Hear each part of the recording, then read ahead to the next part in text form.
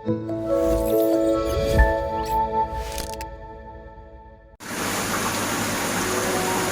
Bapak Ibu, selamat bertemu kembali dalam acara Sarapan Rohani Pagi GMH Abian Base, Kamis 3 Agustus 2023. Senang sekali saya dapat bertemu dengan Bapak Ibu, tentunya dengan keadaan sehat walafiat. Bapak Ibu, sebelum kita akan memulai segala aktivitas kita, marilah kita mendasarkan segala kegiatan kita dengan firman Tuhan. Kita akan membaca dan merenungkan firman Tuhan. Tetapi sebelum kita akan membaca dan merenungkan firman Tuhan, mari kita datang kepada Tuhan dalam doa. Mari kita berdoa. Tuhan Yesus, telah kami di surga, kami menaikkan puji dan syukur kami atas kasih-Mu, atas kuasa-Mu Tuhan, karena Engkau telah menjaga dan melindungi kami dalam hidup kami, sehingga kami dapat beristirahat dengan tenang Tuhan. Dan pagi ini Engkau telah membangunkan kami dalam keadaan kami sehat dan segar. Terima kasih ya Tuhan, terima kasih Yesus. Sebelum kami akan memulai segala aktivitas kami ingin membaca dan merenungkan firman-Mu Tuhan. Urapilah kami dengan roh hikmat dan kebijaksanaan-Mu, agar kami dapat mengerti apa yang Kau kehendaki di dalam kehidupan kami melalui firman-Mu Tuhan. Tuhan Yesus, kami siap untuk mendengar, untuk membaca dan merenungkan firman-Mu. Urapilah kami Tuhan, di dalam nama Tuhan kami Yesus Kristus kami mohon. Haleluya, amin. Bapak Ibu yang terkasih, kita akan membaca dan merenungkan firman Tuhan dari dua ayat nas kita pada pagi hari ini, diambil dari Hosea 6 ayat yang keempat dan 1 Korintus 13 ayat yang pertama. Beginilah firman Tuhan, Hosea 6 ayatnya keempat. Kasih setiamu seperti kabut pagi hari, dan seperti embun yang hilang pagi-pagi benar. 1 Korintus 13 ayat yang ke-1.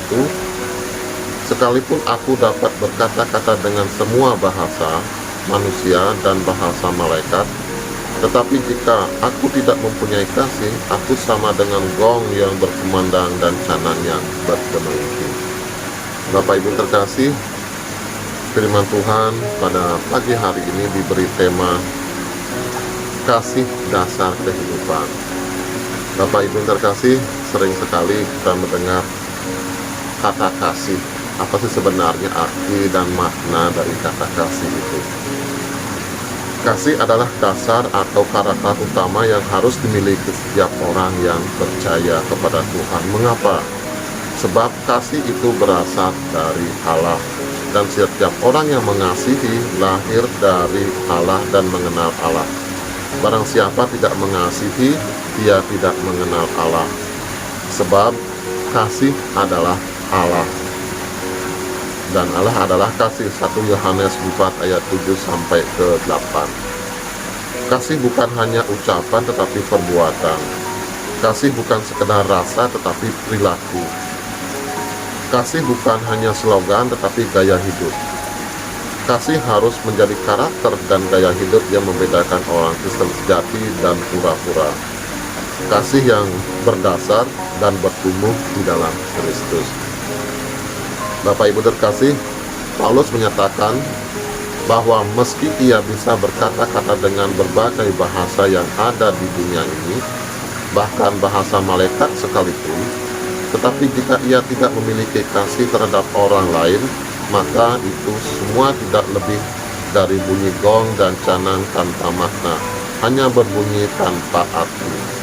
Hal serupa juga disampaikan oleh Hosea yang melihat kehidupan umat Israel yang mengatakan dirinya bertobat, tetapi tidak dengan sepenuh hati. Mereka tetap melakukan dosa, hingga Hosea menggambarkan kasih mereka seperti kabut pada pagi hari dan seperti embun yang hilang pagi-pagi.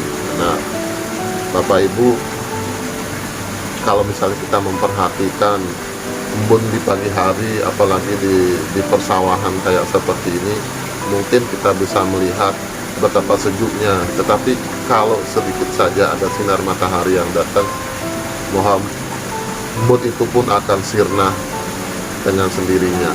Itulah kehidupan umat Israel pada saat itu, Bapak Ibu. Kasihnya dia hanya sekedar saja, tidak merupakan kasih yang sesungguhnya.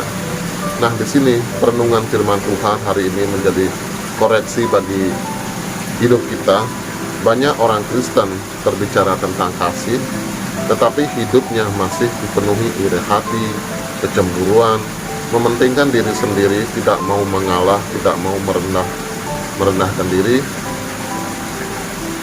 dan sering juga memanfaatkan orang lain untuk kepentingannya sendiri.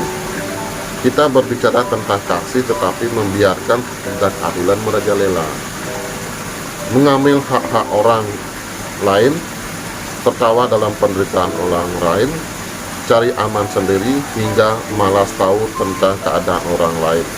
Ini yang sering terjadi di dalam kehidupan kita.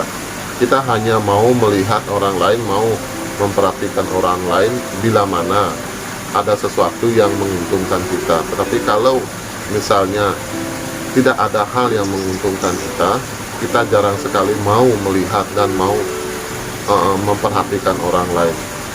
Yang sering terjadi adalah kita menghindar dari permasalahan-permasalahan yang semestinya kita bisa bantu, kita bisa tolong mereka, tetapi kita sering sekali menjauhkan diri dari semua itu karena kita menganggap itu adalah urusan mereka dan itu bukan urusan kita. Jadi kita sering sekali seperti itu, Bapak Ibu.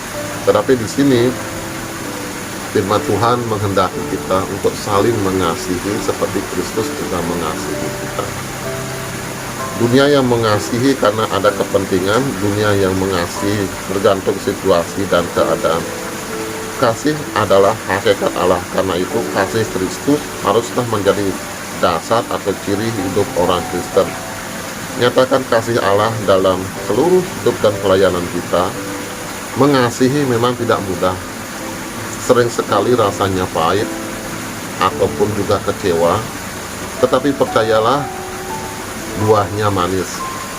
Jadi marilah kita mengasihi bukan hanya dengan perkataan, tetapi juga dengan perbuatan dan tindakan nyata. Bapak Ibu yang terkasih, biarlah kiranya firman Tuhan ini memberikan kekuatan dan memberikan kemampuan untuk kita untuk saling dapat mengasihi satu dengan yang lain dengan kasih karunia dari Allah. Bapak Ibu, demikianlah firman Tuhan yang kita baca dan kita renungkan pada pagi hari ini. Biarlah firman itu menjadi kekuatan di dalam kehidupan kita.